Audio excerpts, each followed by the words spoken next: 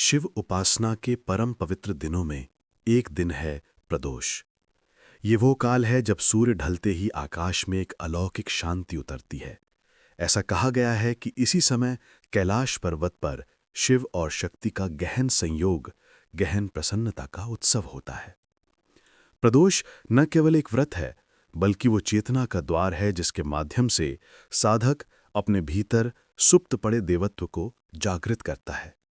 प्रदोष की तिथि एक साधक को उस अनुभूति तक ले जाती है जहां मन के विकार धीरे धीरे शांत होने लगते हैं।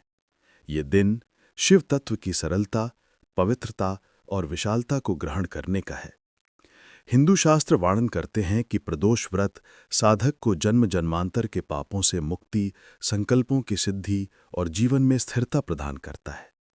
इसी प्रदोष व्रत के साथ जुड़ा हुआ है हल्दी का एक अत्यंत सरल किंतु अत्यधिक प्रभावी महाउपाय, जिसके विषय में प्राचीन ऋषियों ने स्पष्ट रूप से कहा है कि यदि ये उपाय सच्चे मन से किया जाए तो साधक के जीवन में सुख, समृद्धि और स्थिरता का प्रसाद उतरता है।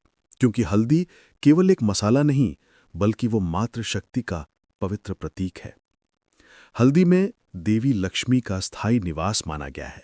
हल्दी पृथ्वी तत्व की उर्वरता, स्वर्ण तत्व की चमक और मां लक्ष्मी की करुणा ऊर्जा का अद्भुत संगम है। इसी कारण प्रदोष व्रत के दिन किया गया हल्दी का उपाय लक्ष्मी कृपा को आकर्षित करने का माध्यम बन जाता है। कथा कहती है कि प्राचीन काल में एक साधारण, विनम्र और अत्यंत भक्त दंपति रहते थे। उनका जीवन संघर्षों से भरा था। आय के साधन कम, परिवार बड़ा और परिस्थितियां कठिन। लेकिन फिर भी उनके घर में एक चीज कभी कम नहीं हुई, विश्वास। वे प्रतिदिन शिव की उपासना करते और प्रदोष के दिन व्रत रखते।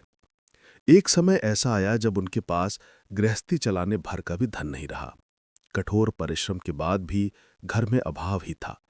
लेकिन उनके मन में यह विश्वास था कि कठिन समय शिष्य की परीक्षा होता है और परीक्षा का अंत सदैव अनुग्रह से होता है। एक प्रदोष की संध्या वे शिवालय पहुंचे। उनके पास न भव्य फूल, न कोई विशेष भोग, केवल घर से लाया एक छोटा सा दीपक और एक कटोरी हल्दी। उन्होंने हल्दी के उस छोटे से पात्र को शिवलिंग के चरणों में अर्पित करते हुए मन ही मन प्रार्थना की, हे महादेव, हमें केवल इतना आशीष दे दीजिए कि हमारा मन आपके प्रति अडिग रहे, भले ही जीवन में संघर्ष हो। हल्दी का अर्पण एक सरल क्रिया थी, पर उसके पीछे भाव था समर्पण। शास्त्रों में लिखा है कि प्रदोष के दिन हल्दी का प्रयोग का उद्देश्य धन प्राप्ति नहीं, बल्कि मन में स्थिरता और बंधन मुक्ति का आवाहन है। मां लक्ष्मी वहां स्थिर होती हैं जहां मन शांत हो, जहां विचार पवित्र हों, जहां घर में ईश्वर का स्मरण हो। हल्दी का महाउपाय इसीलिए प्रभावी है क्योंकि ये साधक के भीतर स्वर्ण ऊर्जा को जगाता है। एक ऐसी ऊर्जा जो जीवन में समृद्धि, सौभाग्य और सकारात्मकता को आकर्षित करती है। हल्दी के 5 ताने शिवलिंग के चरणों में समर्पित करते समय साधक वास्तव में 5 संकल्प करता है। मेरा मन निर्मल हो, मेरा कर्म पवित्र हो, मेरा घर समृद्ध हो, मेरी वाणी मधुर हो और मेरी चेतना सदैव शिव में बनी रहे। ये उपाय केवल बाह्य अर्पण नहीं है, बल्कि एक आंतरिक रूपांतरण का प्रारंभिक चरण है। कथा में वर्णित भक्त जब घर लौटे तो जीवन में धीरे धीरे परिवर्तन आने लगे। आय का साधन खुला, परिवार में शांति बढ़ी, मन में उत्साह लौटा और सबसे बढ़कर उनका विश्वास और गहरा हुआ। वो उपाय कोई चमत्कार नहीं था। चमत्कार था उनका भाव, उनका समर्पण, उनकी श्रद्धा। हल्दी का अर्पण वास्तव में साधक की चेतना को यह संदेश देता है कि धन की तलाश बाहरी संसार में नहीं, बल्कि आंतरिक सौंदर्य में होती है। जब मन समर्पित हो जाए और जीवन की गति शिवमय हो जाए तो मां लक्ष्मी भी उसे अवश्य स्वीकार करती है।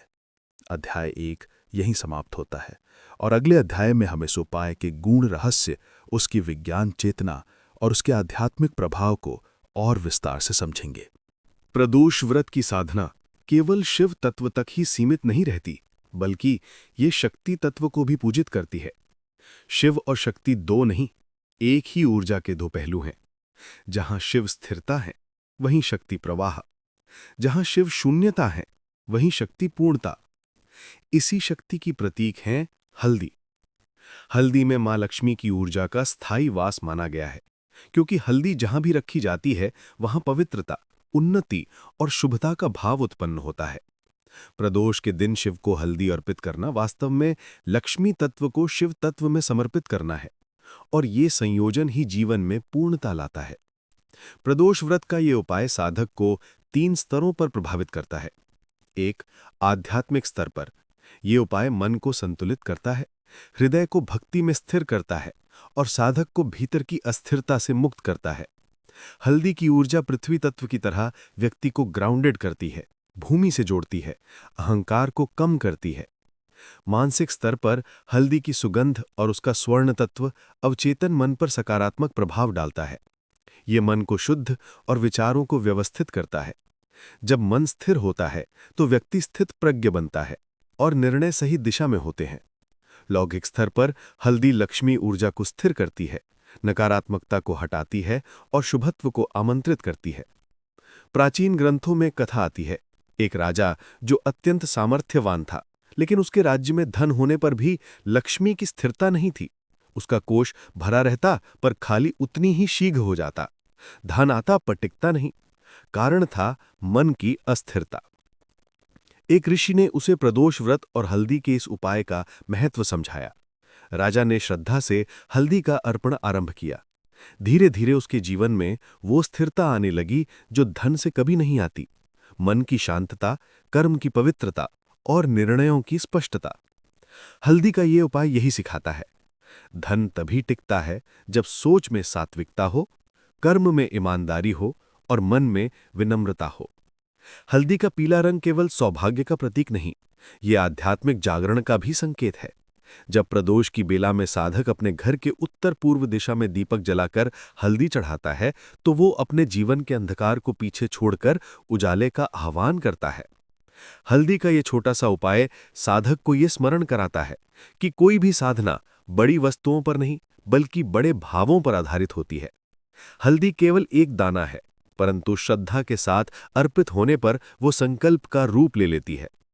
साधकों का अनुभव कहता है कि प्रदोष के दिन हल्दी का प्रयोग घर में स्थायी शुभता, समृद्धि और मानसिक शांति का माध्यम बनता है, क्योंकि शिव और शक्ति दोनों की कृपा साधक पर एक साथ उतरती है। शिव का आशीर्वाद जीवन को स्थिर करता है, शक्ति का आशीर्वाद जीवन को समृद्ध करता है, और इन दोनों का संयोग ही पूर्ण जीवन है। प्रदोष व्रत का ये महाउपाय हमें सिखाता है कि साधना का वास्तविक फल तभी मिलता है जब भाव सच्चा हो, मन पवित्र हो और श्रद्धा गहन हो। इस प्रकार प्रदोष व्रत की साधना पूर्ण होती है। हल्दी का स्वर्ण तत्व साधक के जीवन को स्वर्णिम बना देता है और मां लक्ष्मी शिव की छत्र छाया में स्थिर होकर साधक के घर में मंगल की वर्षा करती है।